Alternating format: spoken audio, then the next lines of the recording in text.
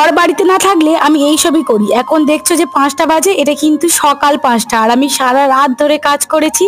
এই মেশিনের কাজ করতে করতে কখন যে সকাল হয়ে গেছে আমি বুঝতেই পারিনি। এবার দেখছি যে ঘুম ঘুম পাচ্ছে, চোখটা জ্বালা করছে, তাই মুখে চোখে জল দিতে গিয়ে দেখি যে 5টা বাজে, তাই তোমাদেরকে একটু ভিডিও করে দেখিয়ে দিলাম।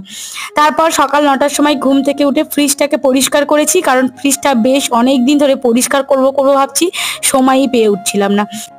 আর মিশো থেকে এই ফ্রিজ ম্যাটগুলো অর্ডার করেছিলাম, যেগুলো দেখো দেওয়ার পরে বেশ ভালো লাগছে।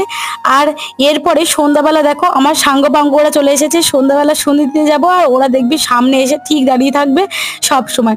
দেখো এই দুজন আছে, আর দুজন ঠিক আসবে। আমি বিস্কুট দিলাম আর সঙ্গে সঙ্গে দেখলে একজন ঘরের মধ্যে ঢুকে গেল। এরপর ওদের খাবার দিয়ে আমি সন্ধে দিতে যাব। আর আজকে যেহেতু আমি বাড়িতে একা, প্রথমেই বলেছি বর তো বাড়িতে নেই, তাই জন্য একার জন্য রান্না করবো। আর দেখো কত বড় পাবদা মাছটা, একার জন্য রান্না করতে কি ভালো লাগে বলো। তাই খেতেই যখন হবে রান্নাটা করেই ফেললাম।